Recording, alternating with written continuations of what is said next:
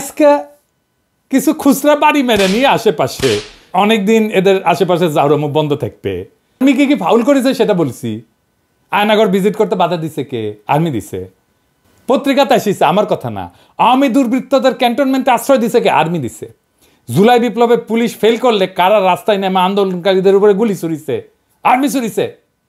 মারা যায় নাই মানুষ আর্মি গুলিতে? জাতিসংঘের অনুমোদন ছাড়া জাতিসংঘের আর্মার্ড ভেহিকেল, জাতিসংঘের লোগো নিয়ে মাঠে নামাইছিল কে? আন্দোলন দমানোর জন্য আর্মি নামাইছিল। জাতিসংঘের দাবরানি খেয়ে তখন সরি কইছিলেন, মনে নাই? কারা মিলিটারি ড্রোন উড়ায় পুলিশকে বিক্ষোভকারীদের অবস্থান জানাইছে? আর্মি জানাইছে। তারপরে ওইখানে পুলিশ যা পাখির মতো মারছে আমাদের রাজপথের বন্ধুদেরকে। কারা 5ই আগস্ট ইন্ডিয়ান আর্মি চিফের সাথে সারাক্ষণ কথা বলিছে? আর্মি চিফ বলিছে, ওয়াকার বলিছে।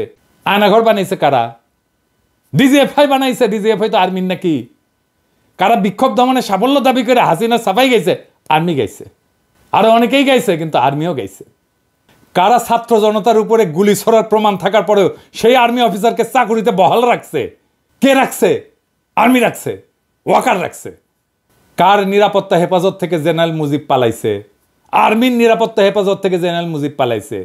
ব্লক রেডে পুলিশের সাথে কারা ছিল? আর্মি ছিল। সৈনিক আর জুনিয়র অফিসাররা গুলি ছুটতে অস্বীকার না করলে এই আর্মি হাসিনারে রক্ষা করত। তখন আপা আপা করতেন সবাই মিলে, জানি তো। পারতেন কিনা রক্ষা করে সামলাইতে পারতেন কিনা সেটা পরের আলাপ। শুনেন, ওয়াকার সাহেবরা যারা বাঁচাইতে আসতেছে তারা বাঁচাইতে পারবে না।